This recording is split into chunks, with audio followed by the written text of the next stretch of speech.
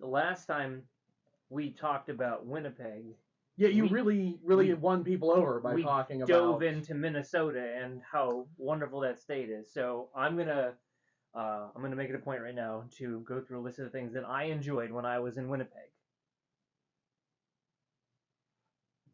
Next on Ugly Thirds.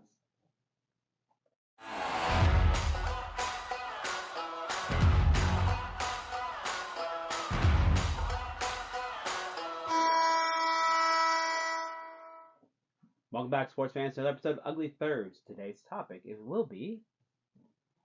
That didn't work. The original Jets jersey review, Jersey Memory Lane.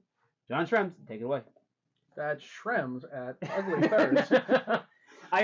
You will enjoy. I enjoy my time in Winnipeg, and I think you will too. Good prairie town, good people, good beer. Cold as sin though, but my God, that wind just cuts through you. That one intersection's coldest place in North America. Portage? Yeah, something like that. Portage. Was it just as bad as when we were in St. Louis? That was an anomaly. I don't think St. Louis is always that cold. I'm fairly convinced that Winnipeg, once like January 21st hits, like it's 30 below all the time type deal. Good old Manitoba. Manitoba. So look, we've gone through all the jersey, the top and bottom three for all the teams, and we started looking at the defunct teams and including them because we deliberately excluded them from all the ones we looked at, Yep. right? No Nordiques in our Quebec in our Colorado stuff. Correct. And so Winnipeg is interesting because there's only 4 jerseys. Surprisingly, unless you dive into the WHA, I mean, we're not getting very dynamic. No, there's 2 looks in their NHL time, and it starts with this. Yes. Kind of the same thing. I've got my Heritage. Heritage? Yeah. Heritage Classic. Which is the WHA in their last 6 years in the WHA was essentially that look. Avco Cup champion. Winnipeg Jets. The only WHA team that went to the NHL that won an Avco Cup. Ah. And the only WHA franchise that hasn't won a Stanley Cup as of recording. Gotcha. Is that right? I think you're right. Because Carolina has, and Colorado has, and Edmonton, obviously, yeah. And Phoenix, Arizona. We've already talked about more teams than Winnipeg in the Winnipeg jersey, so. So look, this is their first look, and it was imported from the same guy who did the Rangers jersey of the exact same look. People love the jersey closet. You know, it's the same thing. It's quite literally. The legend goes that he took his design and went home to Winnipeg and said, "No, my team's gonna wear this." So they did. You don't say. You can barely tell. Look, honestly, I like the look, and I know some people don't like when logos switch back and forth. I think, we're boring Phil already. I think it's a good look. I especially love the blue. I've had that for a very long time. That's why I got it with a Howard Chuck. Nice. Oh, that's such older a good one. font. Yeah, because the font got a bit thicker after this. But I also got in my 10 seasons patch. Oh, nice.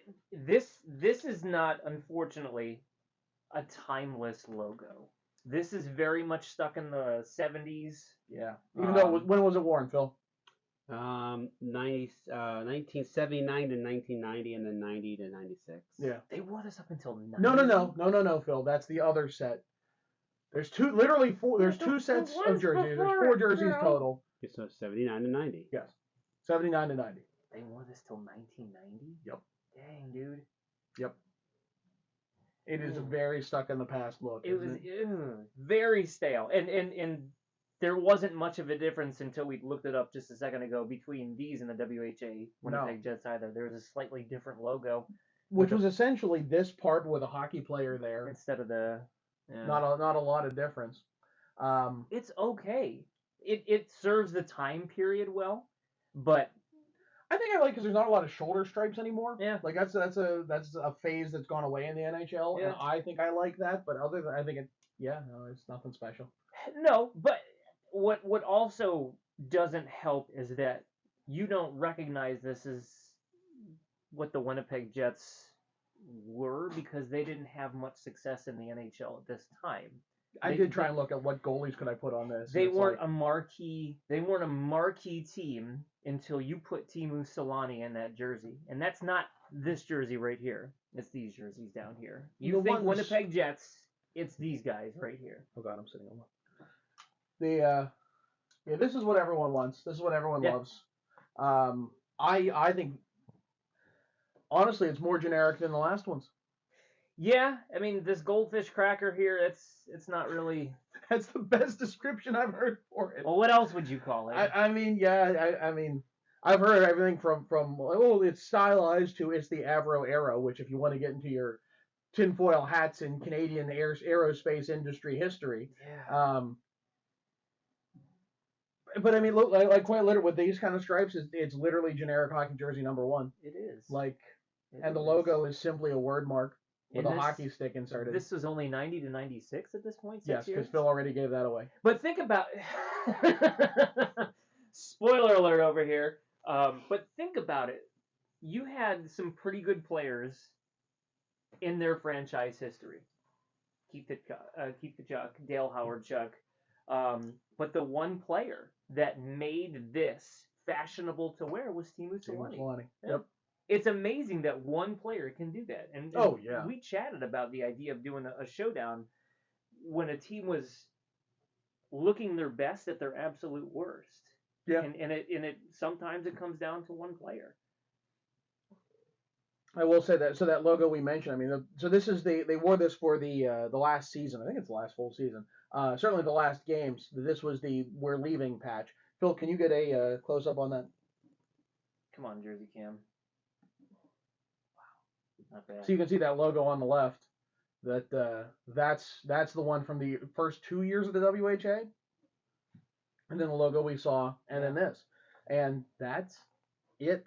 That's the whole shebang. Yeah. And before their NHL, there's that, and the blue version of that, and there's a blue version with white shoulders, but that's it. That's it. What's your take on the ones that they wear now?